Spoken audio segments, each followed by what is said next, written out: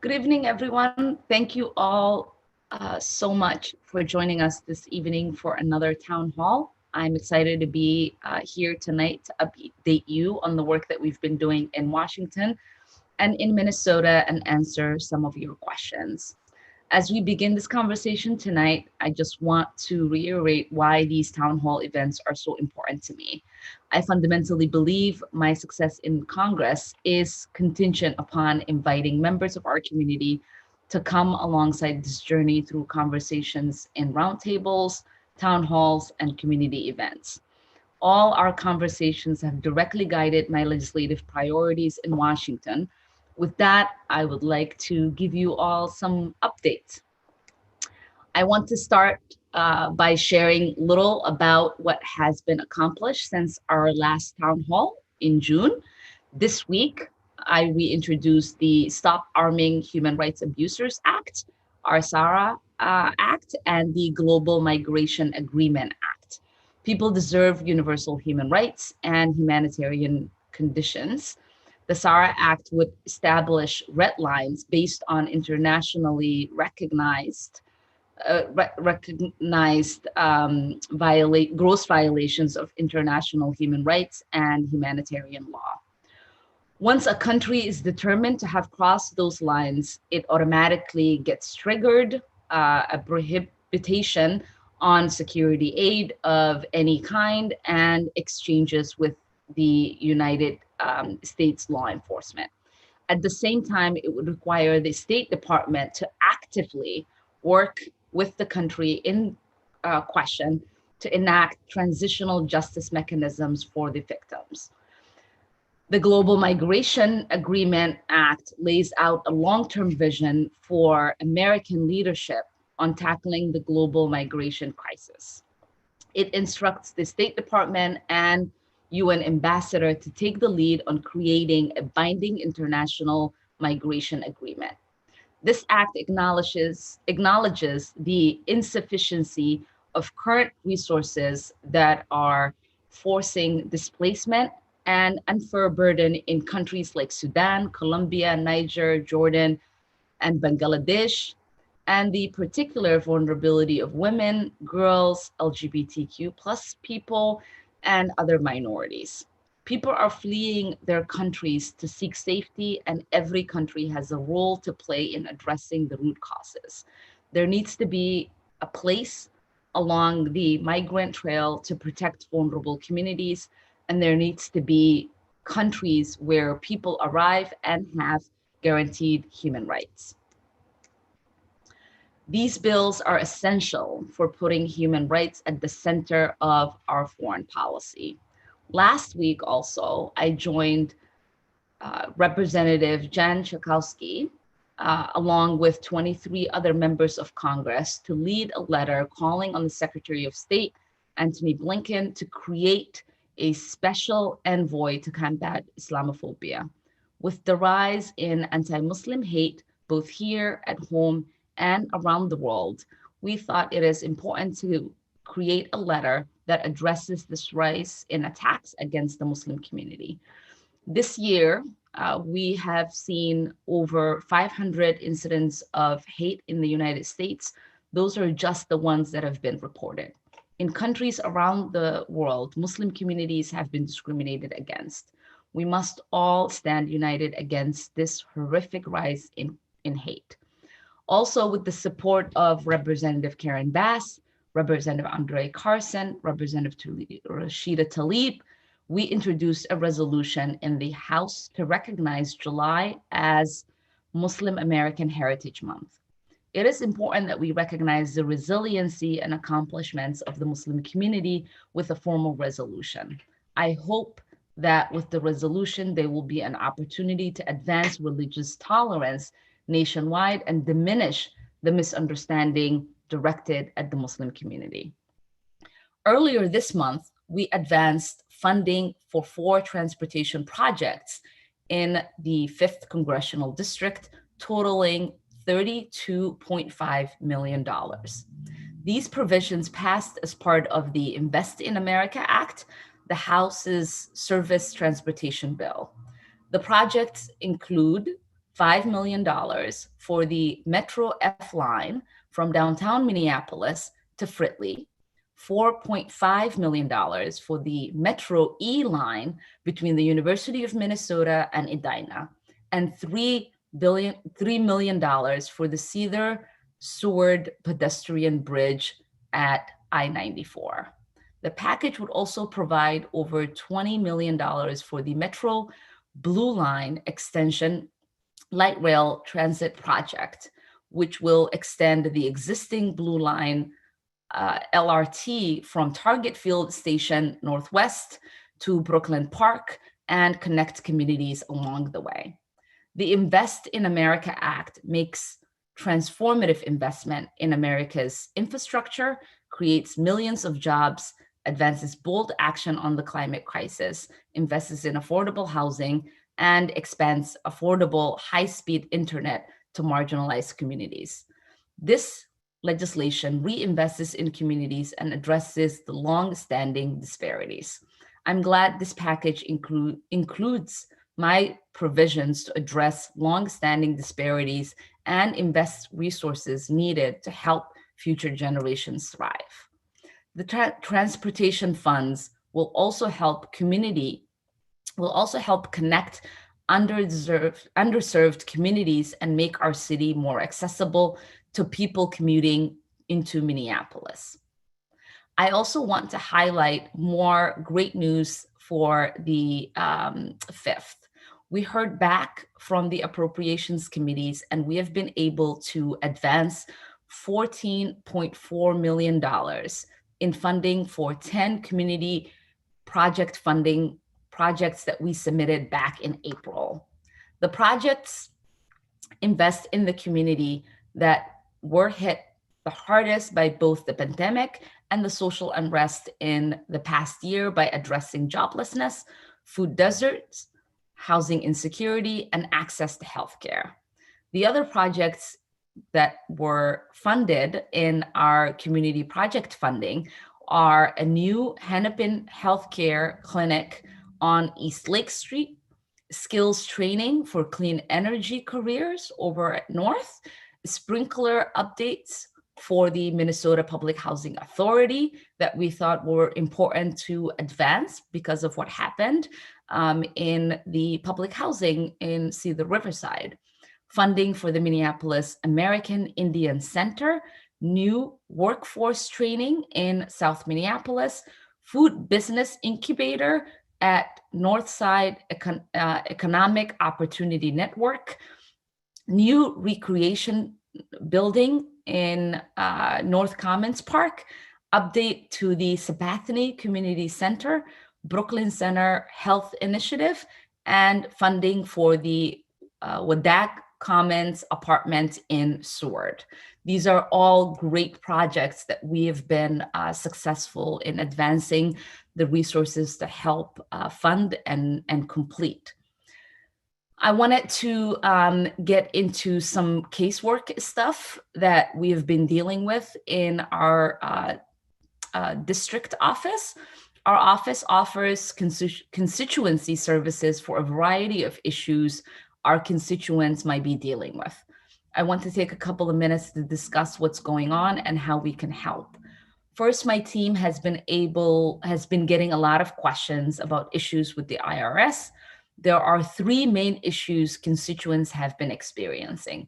1 is tax return delays, 2, missing stimulus payments, and 3, issues with the advanced child tax credit that we were able to pass and secure in the last bill that we voted on.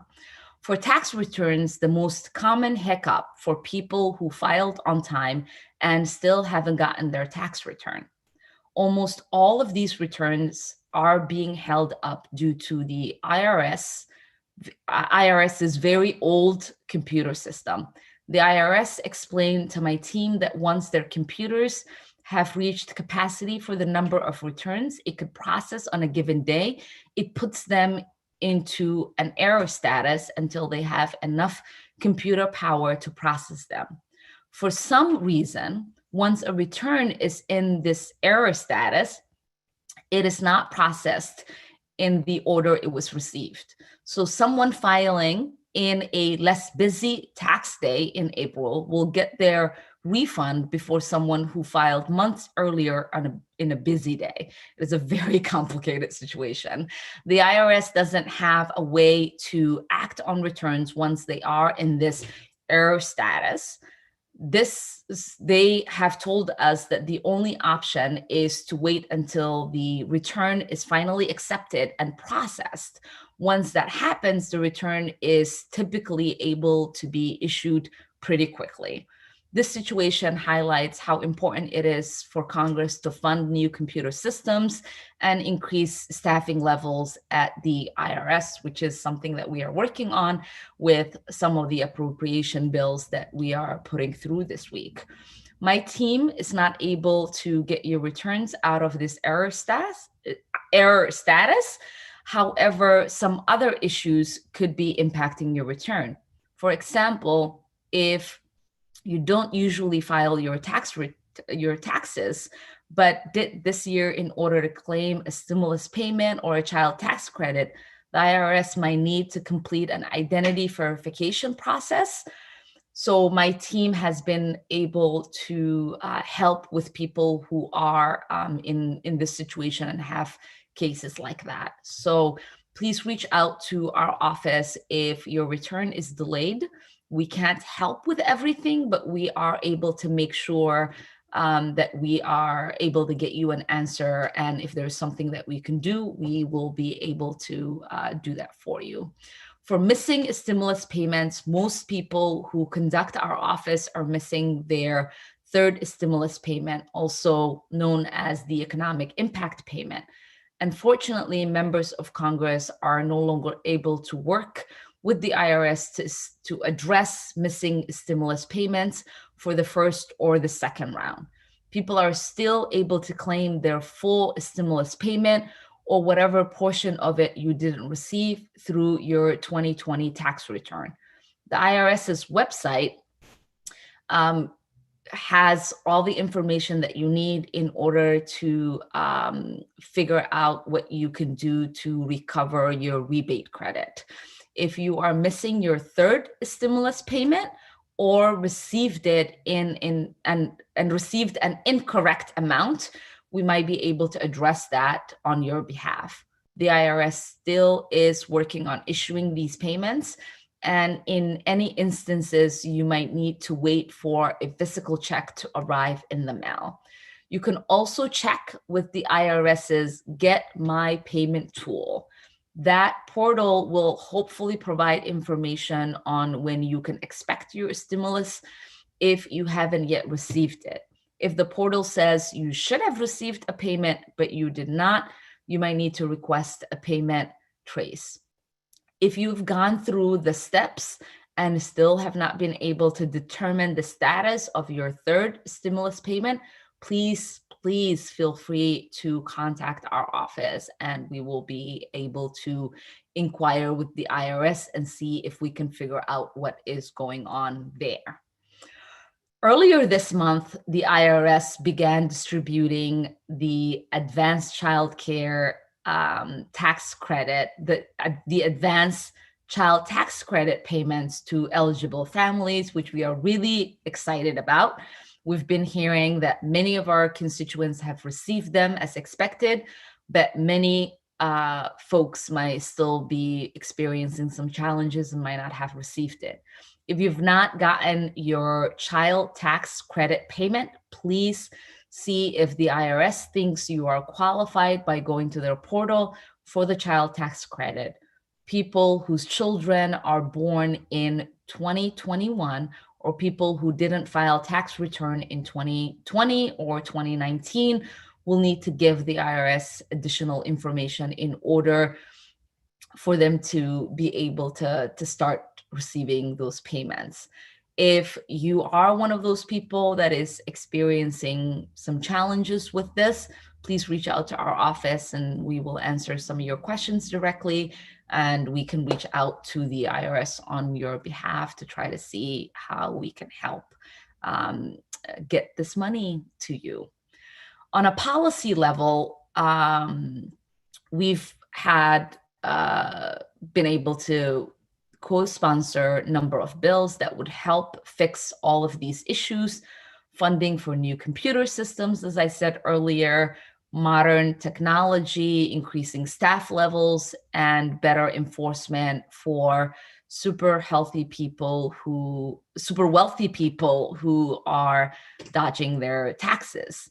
It is a shame that the IRS has become so polarized. I understand that people are upset when they see money coming out of their paychecks every month, but the IRS does so much more than just collect taxes. They also carry out so many of our crucial safety net programs, including the stimulus payments we just talked about and the child tax credit payments as well.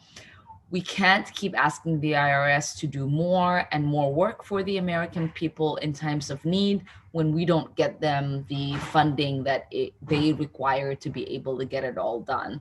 So my team has been working on trying to help in that process. We've also been getting a very, very high volume of questions and concerns that are related to small business relief. The high volume has been on the economic injury disaster loans, as well as the restaurant revitalization fund and the shutter venue operating grants. Most often, people are stuck waiting for a response, or if they get a response, they find out that they have been denied with little information provided about why and how to address those issues. Unfortunately, these issues appear to be rooted in IRS delays, as well as because the SBA loans require IRS verification in order to be processed. So the bottleneck is at the agency to agency level between the IRS and SBA.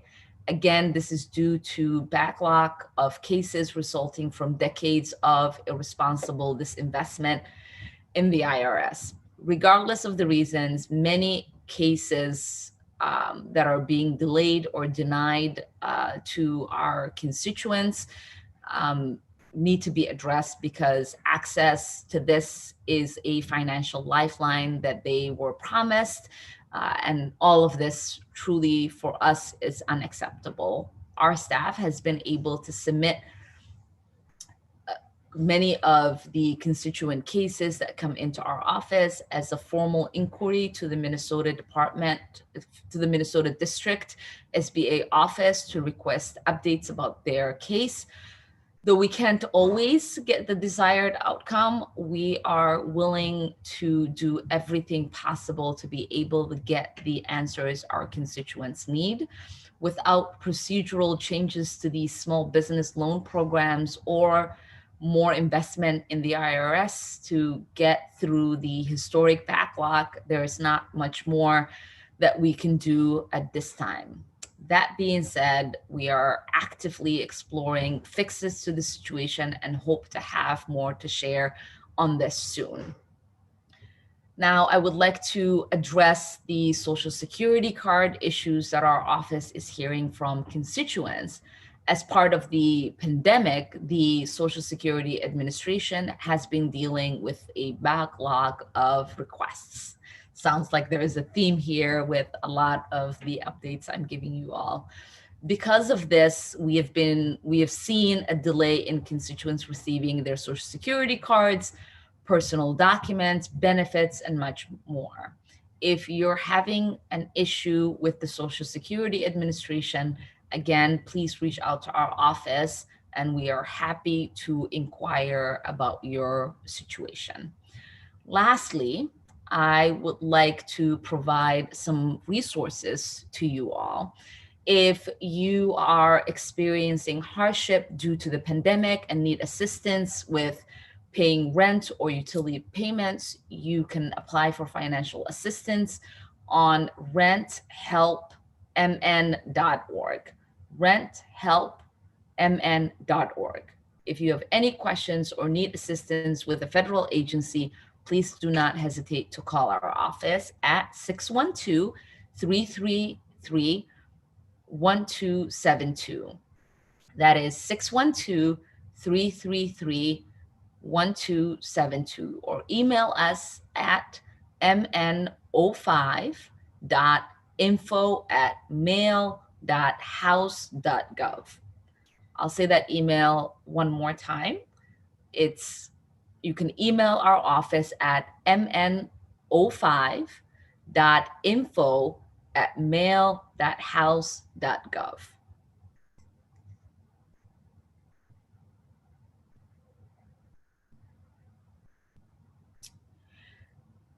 One of the really cool things that we do as a congressional office is the Congressional Art Competition. It is where we engage students that are just an inspiration to our community and involved in the arts. And, we try to think in putting this competition as a program that helps young people showcase their art, not just in the district, but also in Washington at the Capitol and in our office in DC. We were encouraged by students who have been able to find community despite the unusual circumstances related to the COVID pandemic and the ways in which they were thinking about connecting through the isolation that they've been experiencing. Our first winner was able to have their piece of art be placed at the Capitol, and the second place and third place winners get their art presented in the district. And we've been sharing the beautiful art that the winners and their artwork on our social media platform. So please check out and leave a word of encouragement for these incredible people. And with those updates out of the way, I would like to pause and take some of your questions.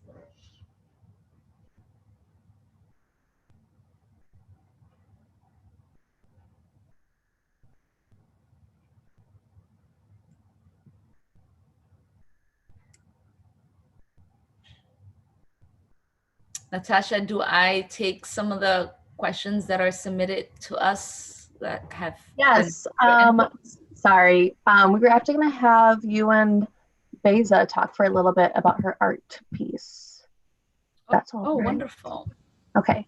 Just one moment as we get Beza connected. Oh, that's really exciting. So we're gonna talk to Beza, who is one of the young people who participated in our Congressional art competition. Hi, Beza, how are you? Hi, I'm good. How are you? Good, good. Give a little introduction and a description of your art to our constituents who are tuned in. Yeah, sure. So my art, the title is Dememba, it's an Amharic, which means tear of blood. It was inspired by this saying that in my culture we say Dememba, which is where you cry so much that the pain has turned your tear into blood. And it was inspired by the isolation that happened in my country in Ethiopia, where mothers had to be separated with their sons and daughters due to like the genocide that happening due to religion and tribal conflicts. So that's basically the whole idea of my arts. That is really an important piece, because it doesn't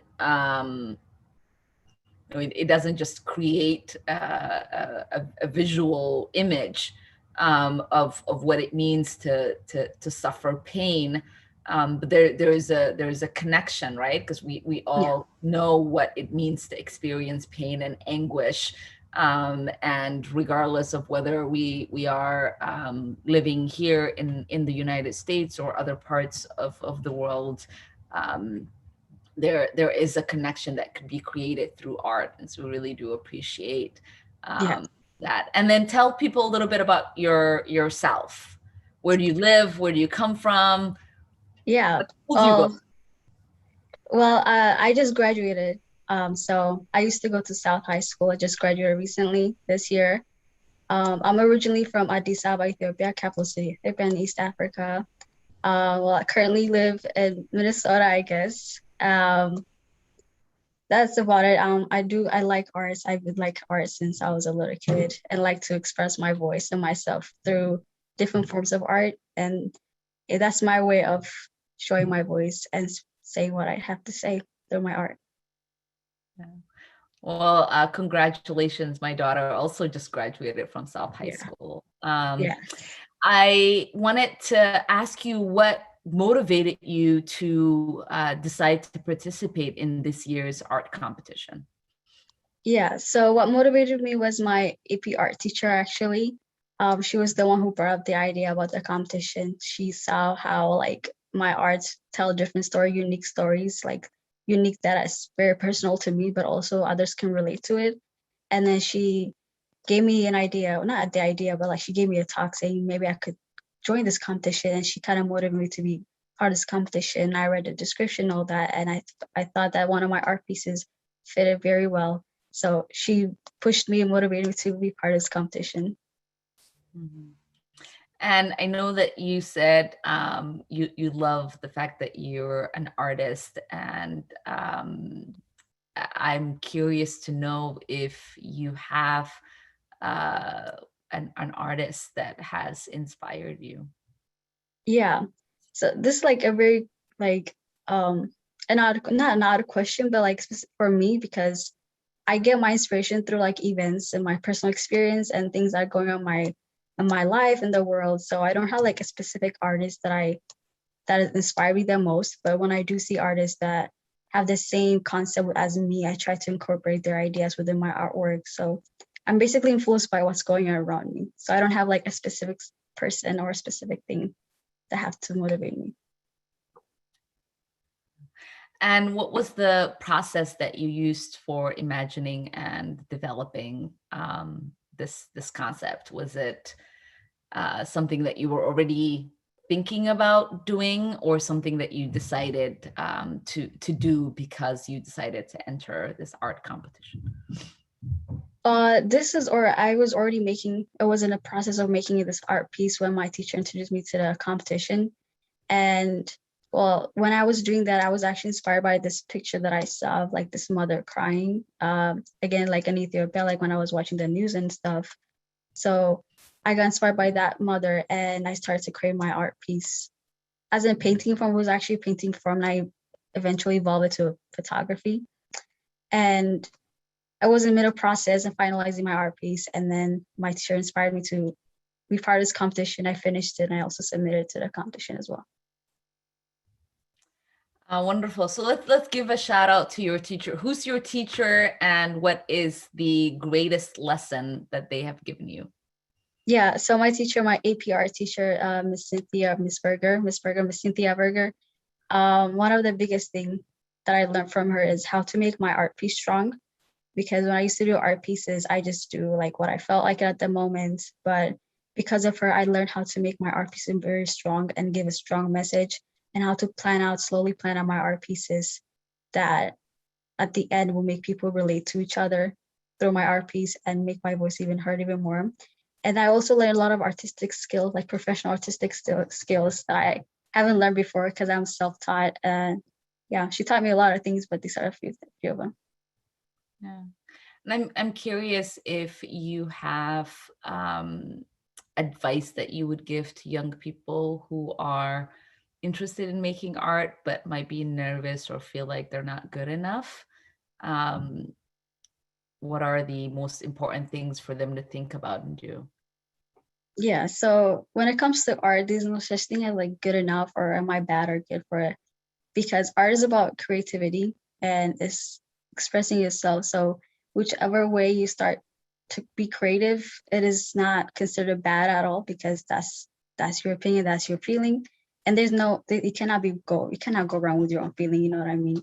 So don't be nervous about it, because I used to be that person too. When I took like Miss Berger's class, AP class, I felt like I wasn't good enough because I wasn't artistic enough, because I did art as like a fun, as a hobby to the side of other things.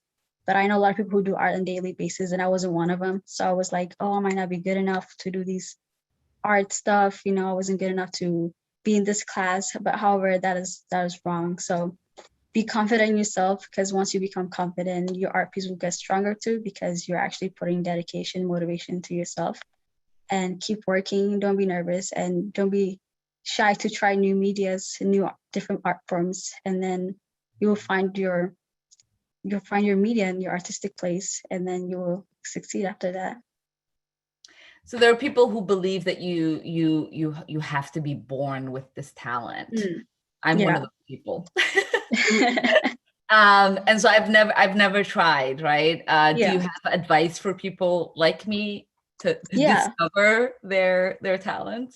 Yeah. So, well, when people think about arts, they think about like drawing or painting, which is like that's the common form of art. But like art is a very broad thing. There's a different ways. You can do fashion design, that's part of art. You can be making jewelry, that's also part of art. You know, art is about being creative. So just because you're not good at drawing, all of my friends be like, oh, I'm not good at drawing. I'm like, it's not about drawing. There's different ways. Like photography is part of art. Filmmaking is like anything that requires creativity is part of art. And don't be scared to try. You know, it's okay to fail if you fail at it, but you can't really fail in art.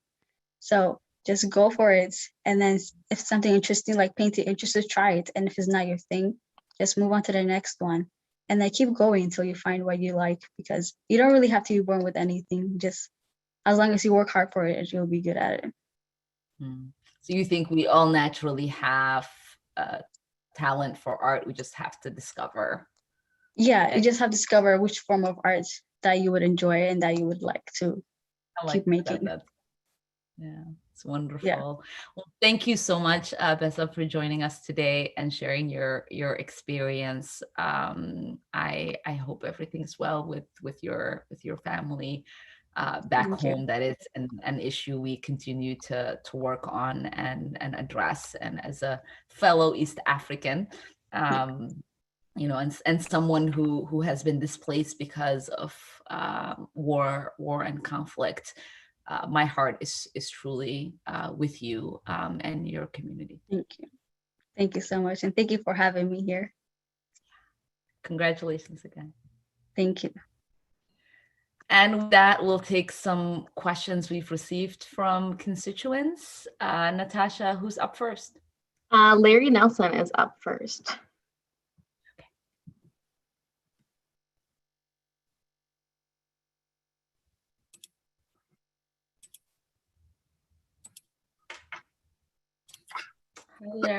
Hey, thank you so much, Congresswoman Omar. I live in the district and I'm a strong supporter of yours since you started running. I just wanted to quickly, had a question for you, but I just wanted to preface by saying I'm a former field organizer with Fair Vote, Minnesota. This spring, my fellow organizers and I formed a union, which is sort of the trend among small nonprofits right now. The union was recognized by management fairly quickly. 2 hours into our first negotiating session, their lawyer said that they're laying everybody off. The layoffs were only the organizing staff, only the union members got laid off. Fair Vote is claiming that it's all financial, that it's not anti-union, but it certainly doesn't appear that way to us. We are currently in the process of trying to work some things out with their board of directors for recall for staff. But my question is one, I suppose it's really two parts. One is, and I think I probably know the answer to this first one, but do you support the trend among small nonprofits to unionize their staff? And then the other piece is, how do we hold, I believe Fairvolt got a PPP loan. So how do we hold small nonprofits and small businesses accountable to how they treat their staff, specifically those businesses that received PPP loans? Well, thank you so much for your question, Larry. The answer is yes. I believe everyone has a right to join a union, including nonprofit workers. I don't know if you know this about me, but as a former union member myself, I know from personal experience the positive impact union wages and benefits has had on me and my family. The pandemic has shown many of the issues facing our nation, exposed disparities in our economy, from frontline workers having been exposed to COVID, and many of us having to juggle childcare and remote schooling, and all of the other things that we've all been dealing with this pandemic. It's been really a very revealing pandemic in so many ways. It is also really interesting seeing just the increased interest and union membership in Minnesota. So I do applaud you and your colleagues for joining that trend and making Minnesota live up to its values of being a worker-friendly state, and one that believes in the power of unions and the sustainability of unions. I do find it disheartening that your former employer laid off workers in the midst of contract negotiations. We have reached out and expressed our dissatisfaction with the steps that they are taking, as someone who's supported their work for a really long time. I do think it is important as part of the PPP loans to have said, right, that you have to keep your staff employed in order for you to be able to get these resources. And obviously, I personally believe that it is necessary for us to say, people shouldn't actually be laid off for trying to unionize. I think that is like an important value statement that we need to make. And certainly if you are receiving resources that are designed to make sure you're keeping your staff and keeping your business afloat, they should be tied to the treatment and the way in which you are caring for your staff. Thank you, Congressman. I look forward to seeing you when you're in town. Yes. Should be home tomorrow. Fantastic.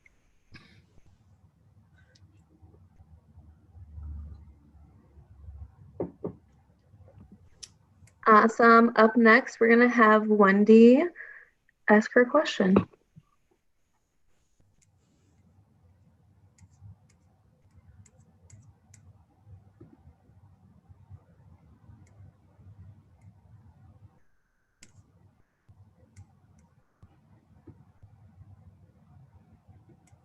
Hi, Wendy. Hi, how are you? I am good. great. I appreciate this opportunity to talk to you today and appreciate this town hall meeting. It's my first ever. So Thank you for joining us. I'm not sure I'm on my phone, so if I don't have video, let me see if I can get it here. Okay. There we go. Oh, I can see you now. Yeah. Well, my question is kind of twofold. Okay. I just know that individuals of all ages with dementia rely heavily on family members to provide a large amount of care, which is often exhausting financially and emotionally. More than 95% of individuals with dementia have one or more other chronic conditions, and the management is very complicated with their cognitive impairment. I know because I lived this with both of my aging parents, and coordinating their care was difficult, in addition to me being a full-time employee, a wife, and a mom. I'm just wondering if this guaranteed income that I've seen and read just briefly about would be a possibility for these non-paid caregivers, many of whom fall outside of the 18 to 65 year age range. I just know that lives could be considerably improved if home caregivers had access to additional income to pay for health. Yeah. Well, thank you, Wendy, for that question. You know, we obviously believe that we have to invest in the care economy. So that's one priority, just in general, that we are fighting for the pieces of legislation that are moving, especially the reconciliation bill that we are currently negotiating and working on. As someone who comes from a line of family members who have had dementia and who have relied on family members to care for them, my great-grandmother had dementia, her daughter, her son. So I am very familiar with the work that goes into that. And I myself used to serve as a personal care attendant to my grandfather for a while, when he had gap in trying to find, someone outside of family to be able to do that work for him. In regards to the guaranteed income policy that we are introducing tomorrow, we believe that it will give autonomy and bargaining power to historically disenfranchised and undervalued workers in our economy, especially caregivers. Cash transfers would not only allow those who want to focus on care work to be able to do so with additional supplemental income, it could potentially be a lever for improving formal care economy by bargaining for increased wages and better working conditions. So, there is just so much that we can do. And as we think about truly what transformative 21st century economy for all looks like, these are policies that we all have to start having conversations about. I do realize that majority of the policies that I introduce are ahead of their time, but they are worth the fight, right? They are worth the conversation, the discussions. They're worth, the need for us to see how they can improve our community. I was talking to someone who's been sponsoring Medicare for all for a long time. The co-sponsor, Debbie Dingle, who her predecessor, which was her late husband, introduced this piece of legislation decades before she even came to Congress. And we are still fighting, right, to get the kind of membership in Congress where we can actually have this big bill become law. I think majority of us understand how these policies will have a positive impact on people's lives.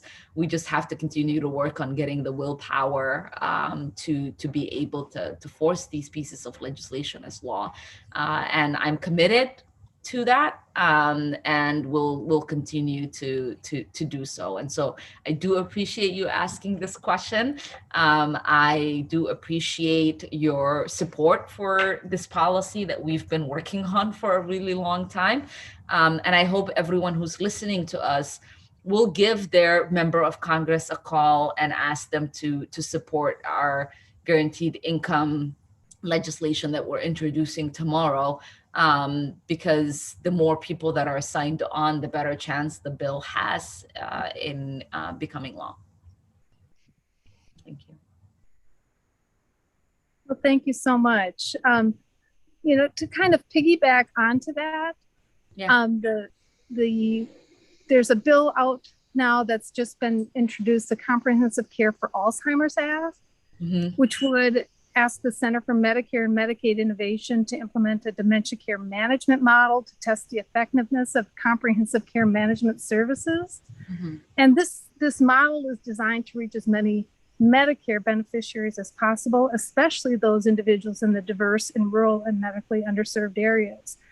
I'm just wondering if that's something that you would possibly considering co-sponsoring, as that bill, as a caregiver who had parents, 2 of them at the same time, and you've obviously lived through the caregiving experience, you know how complicated it is.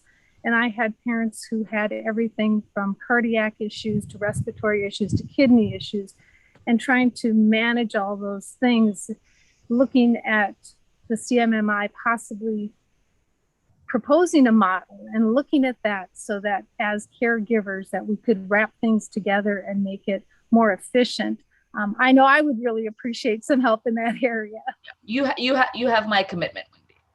Thank you so much. I appreciate it. And welcome back to Minnesota when you come. Hopefully we get our work done tomorrow so I could be home. Yeah, I hope so too. Well, thank you for all you do. All right, bye. All right, take care. Bye-bye.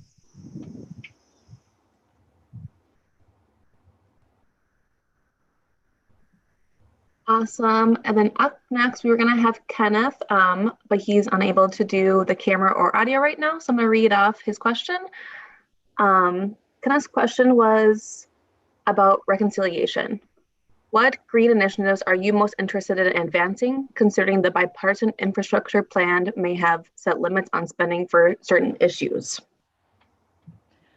Yeah, Kenneth, that's a really good question. I'll just give you because there's a lot of moving pieces on this, so I'll be brief on this because we don't actually know what will end up happening with the votes on the bipartisan bill. As you know, they took out all of the climate initiatives that were supposed to be included in the original one that we negotiated on.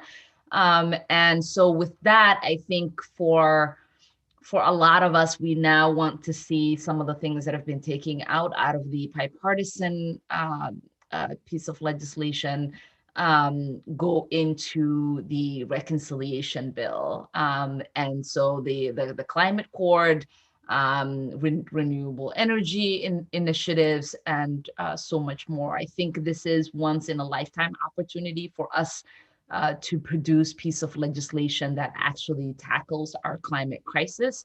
And I think, we are at a pivotal moment where we will see where the House can produce influence on what comes out of the Senate.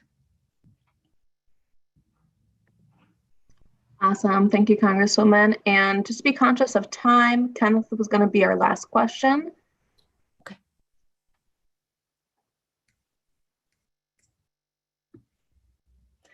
So with that, I again just thank you all for joining, for listening to our updates, and for your questions. We look forward to seeing you all next month for our town hall. We have made an honest commitment to having a town hall at least once a month, We also do our Kafi and Qulan conversations. And those are more about specific policy initiatives that we've been working on. So we're going to do one really soon. I can't remember the date on that. With some economists around an economy for all agenda and some of the policy initiatives that we should be looking at, whether it's guaranteed income or even the child tax credits and how those kind of things have had an impact and how they will continue to have an impact on our economy and the lives of our fellow Americans in this country. And so again, I just am really grateful and hope to see you either at our next town hall or at our more policy-oriented discussions with the Kafi and Qulan town halls that we have. So thank you all. See you soon. Bye.